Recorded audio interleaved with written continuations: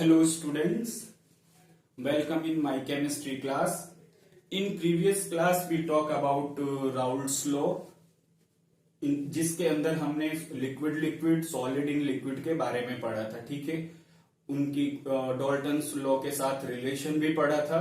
आज की जो हमारी क्लास है वो बेस्ड है आइडियल सॉल्यूशन पे। ठीक है, किस पे बेस्ड है?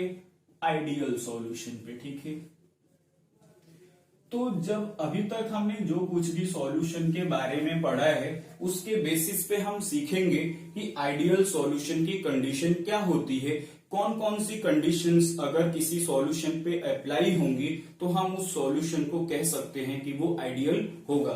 एक्चुअली में कोई भी सॉल्यूशन आइडियल नहीं होता है, सारे सॉल्यूशन नॉन आइडियल होते हैं, बट कुछ कंडीशंस है, अगर उन सारे कंडीशंस को उन पे अप्लाई किया जाए और वो उस कंडीशंस को सेटिस्फाई करे तो हम कह सकते हैं कि सॉल्यूशन आइडियल हो सकता है। ठीक है, तो चलिए देखते हैं क्या क्या कंडीशन होती है जिसके बेसिस पर हम डिसाइड करते हैं कि सॉल्यूशन आइडियल हो सकता है। ठीक है, तो कुछ केसेस हैं जिन केसेस के बारे में हमें समझना है, बहुत जरूरी है आपको यहाँ पे उन सारे केसेस को समझना। बुक में तो आपको लिखा हुआ मिल जाएगा कि ये कंडीशंस होती है, लेकिन उन कंडीशंस को हम कैसे अप्लाई करेंगे तो हमें समझ आएगा कि आइडियल सॉल्यूशन होता क्या है। ठीक है, तो हम पहले वन बाय वन कंडीशंस लिखते हैं और उसके बाद से देखते हैं कि क्या होता है। ठीक है, तो जो सबसे पहली कंडीशन है, इट मस्ट ओबे Raoult's law at any concentration and temperature. The first case of ideal solution is it must obey Raoult's law at any concentration and temperature. ठीक है, सेकेंड केस है enthalpy of mixing equals to 0. Third case change in volume also 0. The interactions of solvent solute equals to solute solvent. Most important point है ये आपका। ठीक है, and the composition of solute and solvent should be similar.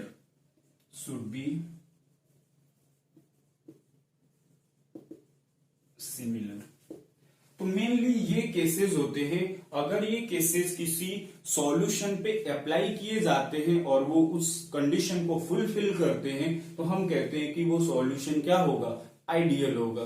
तो हमें समझना है कि किस तरीके से ये कंडीशंस किसी सॉल्यूशन पे अप्लाई की जा सकती हैं। ठीक है, तो वन बाय वन स्टार्ट करते हैं और देखते हैं कि कैसे हम कर सकते हैं। ठीक, जैसे सबसे पहला देखिए, सबसे जरूरी इसमें कौन सा केस है?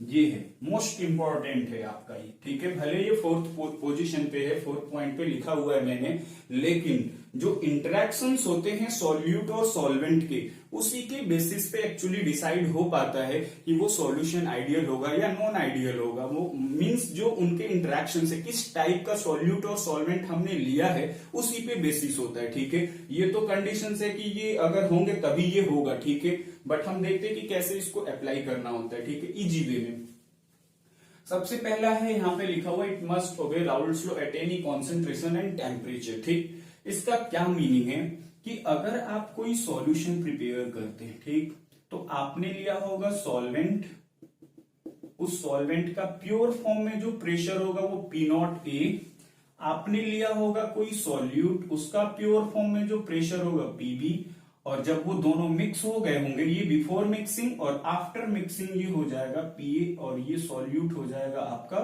PB। ठीक, बाकी पॉइंट्स अभी मैं रफ कर देता हूं यहां पे।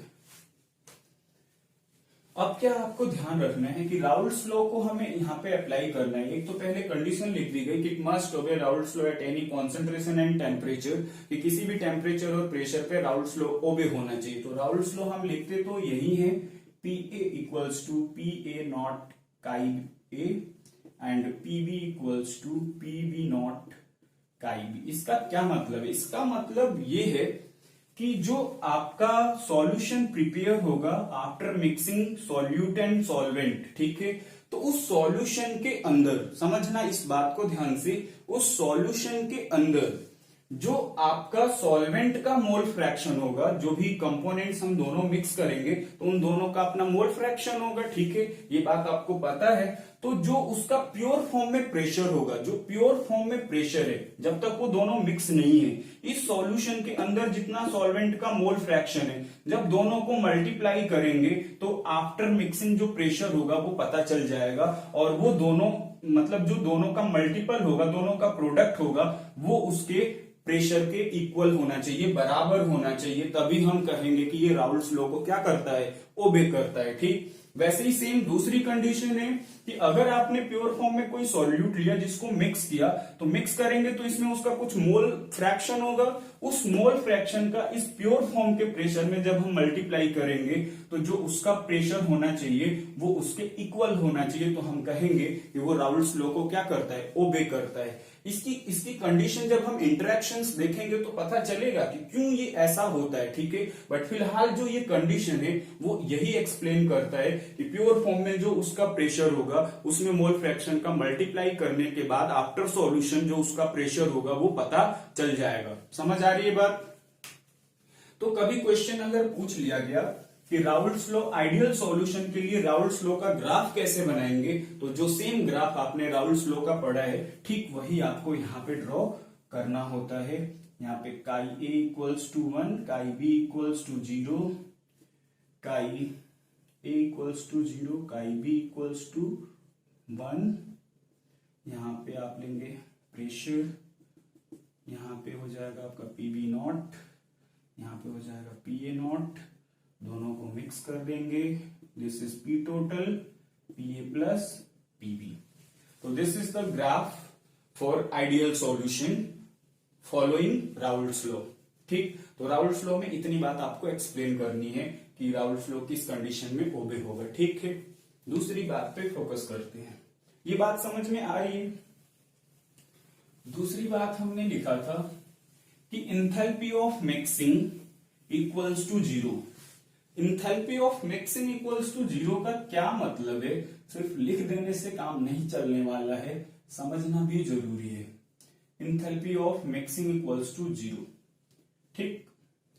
अब आप मेरी बात को ध्यान से समझिए कि अगर हम कोई सॉल्यूशन प्रिपेयर करते हैं, ठीक, ये सॉल्वेंट है, तो उस सॉल्वेंट के बीच में कोई बॉन्डिंग होगी तभी वो पार्टिकल्स आपस में जुड़े होंगे। मैंने कहा इंटरेक्शन पे ही बेस्ड होता है, जो मैंने 4th पॉइंट में लिखा था। तो हमने यहाँ पे लिखा कि ए का इंटरेक्शन जब सॉल्वेंट है, जब हमने उसके अंदर सॉल्यूट मिक्स किया तो सॉल्यूट का भी आपस में कोई ना कोई इंटरेक्शन होगा। जब ये दोनों मिक्स होंगे तो कुछ सॉल्वेंट के बॉन्ड्स ब्रेक होंगे, मतलब इंटरेक्शंस ब्रेक होंगे, बॉन्ड नहीं, और यहाँ पे भी कुछ उनके इंटरेक्शंस वीक होंगे। और जब कोई भी इंटरेक्शन ब्रेक होगा या कोई नया इंटरेक्शन बनेगा तो वहां पे एनर्जी का यूज होगा, और वो एनर्जी एक्सोथर्मिक भी हो सकती है और एंडोथर्मिक भी हो सकती है। यानी कि यहाँ पे हमारे कहने का मतलब ये है कि जब हम किसी सॉल्यूट को सॉल्वेंट के अंदर मिक्स करें तो वहां पे वो प्रोसेस ना तो एक्सोथर्मिक होना चाहिए और ना ही एंडोथर्मिक, यानी कि जो उसका पहले जितना अमाउंट ऑफ हीट है उतना ही सॉल्यूशन बनने के बाद भी रहेगा, तभी हम डेल एच जो होता है वो H final minus H initial अगर दोनों सेम होगा तभी तो वो 0 होगा। यानी कि यहाँ पे एक चीज हमें ध्यान रखनी है कि जो एक्सोथर्मिक और एंडोथर्मिक प्रोसेस है वो चाहे किसी भी तरीके का हो, उनका जो ओवरऑल चेंज है वो क्या होना चाहिए, 0। तो हम कहेंगे कि change in enthalpy of mixing वहां पे क्या होगी, 0 होगी। क्लियर है इतनी बात? तो ये हमें ध्यान रखना होता है कि एंथैल्पी ऑफ मिक्सिंग कैसे 0 होगी, कि जब हम दो कंपोनेंट्स को मिक्स करते तो वहां से हीट रिलीज भी ना हो और उनको मिक्स करने के लिए बाहर से हीट भी ना लगे, तो हम कहेंगे कि एंथैल्पी ऑफ मिक्सिंग क्या है, 0 है। क्लियर है इतनी बात? फिर हम बात करते हैं change in volume. Change in volume को हम लिखते हैं ये, इसको भी हम वही लिख सकते हैं V2 माइनस V1, और ये 0 होना चाहिए। अगर सपोज मान लीजिए आपने यहाँ पे लिखा सॉल्यूट 50 ml है और सॉल्वेंट आपका 200 ml है, ठीक, तो टोटल इसका कितना होना चाहिए, 250 ml होना चाहिए। ठीक है, कभी कभी कुछ केसेस में हम देखते हैं कि जब सॉल्यूट को सॉल्वेंट के अंदर मिक्स किया जाता है तो उसका वॉल्यूम डिक्रीज हो जाता है, कुछ केसेस में इंक्रीज भी हो जाता है। ठीक है, तो यहाँ पे जो आपका चेंज इन वॉल्यूम है वो भी जीरो होना चाहिए, वहां पे कोई चेंज नहीं आना चाहिए कि अगर हमने 50 ml सॉल्यूट लिया, 200 सॉल्वेंट लिया, तो नेट जो वॉल्यूम आना चाहिए सॉल्यूशन का वो 250 ml ही आना चाहिए, ना ज्यादा ना कम। अगर ये कंडीशन सेटिस्फाई होगी तो हम कहेंगे कि वो सॉल्यूशन आपका क्या होगा, आइडियल होगा। क्लियर है इतनी बात। ये भी जो टर्म है ये भी इंटरेक्शन पे डिपेंड करता है। ठीक है, तो अभी हम इंटरेक्शन की ही बात करने वाले हैं। फोर्थ पॉइंट में हम इंटरेक्शन की ही बात करने वाले हैं। मैंने आपको यहाँ पे इंटरेक्शन इसलिए बता रहा हूं मैं यहाँ पे कि जो ये इंटरेक्शन है आपके 3 टाइप के, यही तो होंगे तो सॉल्यूशन बनेगा। ए बी का इंटरेक्शन होगा तभी सॉल्यूशन बनेगा। ठीक, अब ये जो इंटरेक्शंस होते हैं, इंटरेक्शंस इन द सेंस कि उन पार्टिकल्स के बीच में फोर्स ऑफ अट्रैक्शन कैसा है। ठीक है, force of attraction between solvent, force of attraction between solvent and force of attraction between solute and solvent। ठीक है, सॉल्यूशन के पार्टिकल्स के बीच में। तो हम देखते कि जो तीनों टाइप के अलग अलग इंटरेक्शन से वो ओवरऑल सॉल्यूशन के अंदर सिमिलर होने चाहिए। जब इन तीनों के इंटरेक्शन सिमिलर होंगे तो हम कहेंगे, फोर्स ऑफ अट्रैक्शन सिमिलर होंगे तो हम कहेंगे कि वो सॉल्यूशन आइडियल हो सकता है। तो अब आप सोचिए क्वेश्चन कि आप ऐसा क्या करेंगे किसी कंपोनेंट को आइडियल बनाने के लिए जिससे कि उनके जो फोर्स ऑफ अट्रैक्शन से वो सिमिलर हो। तो ये बहुत ही एक मतलब मुश्किल काम है कि हम ऐसे कौन से सब्सटेंसेस को सिलेक्ट करें जिसमें सारे के सारे क्या हो, उनके इंटरेक्शन सिमिलर हो। तो फिर यहाँ पे हम क्या करते हैं, सिमिलर कंपोजिशन वाले कंपाउंड्स को सिलेक्ट करते हैं। सिमिलर कंपोजिशन, जिनकी कंपोजिशन ऑलमोस्ट क्या होती है, सिमिलर होती है। तो इसके कहने का मतलब ये है, जैसे मान लीजिए हमने बेंजीन और टोलुइन ले लिया। ठीक, ये ध्यान देने वाली बात है। मैंने कहा कि इसी पे सारा आपका जो वेपर प्रेशर, पार्शियल प्रेशर, जो राउल्ट्स लॉ है, एंथैल्पी ऑफ मिक्सिंग है, वो सब इसी पे डिपेंड है। तो आप इस पॉइंट को जरा ध्यान से समझिए। और नॉन आइडियल सॉल्यूशन समझने के लिए ये एक की पॉइंट होता है, जिसको ये चीज समझ आ गई उसको कोई प्रॉब्लम होगी ही नहीं, वो बड़े आराम से समझ जाएगा। अगर कोई भी कंपोनेंट दे दिया जाए और बोला जाए कि बताइए कि ये किस टाइप का बिहेवियर शो करेगा, तो वो आप आराम से डिसाइड कर सकते हैं। ठीक है, तो समझते हैं जरा। जैसे मान लीजिए मैंने आपको दिया बेंजीन और टोलुइन, ये आपका सॉल्वेंट है, सॉल्वेंट सॉल्वेंट, सॉल्यूट सॉल्यूट। ठीक, ये आपका सॉल्वेंट सॉल्यूट है। ठीक है, तो बीपी हमें पता है कि ऑलमोस्ट इनकी कंपोजिशन सिमिलर है, सिर्फ एक मिथाइल ग्रुप का डिफरेंस है। ठीक है, तो इनके इंटरेक्शंस, इसके इंटरेक्शंस और दोनों का नेचर जब एक जैसा होगा, तो जब ये दोनों इंटरेक्ट होंगे तो इनके इंटरेक्शंस भी क्या होंगे, वो भी सिमिलर होंगे। और जब ऐसी सिचुएशन क्रिएट होगी जहां पे सॉल्यूट सॉल्वेंट का interaction, solvent solvent interaction, solute solute interaction के इक्वल हो जाए, तो हम कहेंगे कि वैसे कंपोजिशन वाले सब्सटेंसेस ही आइडियल सॉल्यूशन बना सकते हैं, जब वो ऊपर के जितने कंडीशंस थे उन सबको क्या करें, सेटिस्फाई करें। तो इज इट क्लियर कि if any composition is given and this tell you how to decide this is ideal solution और नॉट, तो फिर आप उसको कैसे डिसाइड करेंगे। तो I think you understood how to decide conditions अब आइडियल सॉल्यूशन। ठीक है, कि आइडियल सॉल्यूशन पे हम कैसे उस कंडीशन को अप्लाई कर सकते। ठीक, तो ये कंपोजिशंस कुछ और मैं यहाँ पे बता देता हूं। एक तो ये हो गया आपका, दूसरा आप ले सकते हैं ethyl chloride, ethyl chloride, ethyl bromide.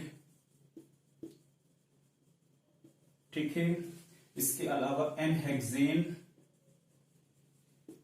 N pentane, और भी एग्जाम्पल्स है, बट इतने एग्जाम्पल्स आपके लिए सफिशिएंट है, आप इतने याद रख सकते हैं। तो किसी आइडियल सॉल्यूशन, मतलब किसी सॉल्यूशन को आइडियल होने के लिए सबसे पहली बात कि किसी भी कॉन्सेंट्रेशन टेम्परेचर पे वो राउल्ट्स लॉ को ओबे करे। दूसरी condition, enthalpy of mixing zero हो, ना वो एक्सोथर्मिक ना एंडोथर्मिक। ठीक है, चेंज इन वॉल्यूम जीरो हो, वॉल्यूम इंक्रीज और डिक्रीज भी नहीं होना चाहिए, ठीक है। फिर वो इंटरेक्शंस इक्वल होने चाहिए, कंपाउंड्स की कंपोजिशन सिमिलर होनी चाहिए। तो इतनी सारी कंडीशंस है और इतनी सारी कंडीशंस किसी सॉल्यूशन पे एक साथ अप्लाई करना डिफिकल्ट होता है। इस वजह से हम कहते हैं कि एक्चुअली में कोई सॉल्यूशन आसानी से आइडियल नहीं हो सकता है।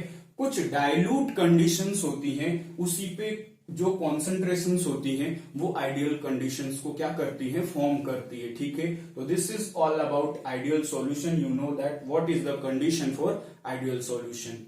क्लियर है? ओके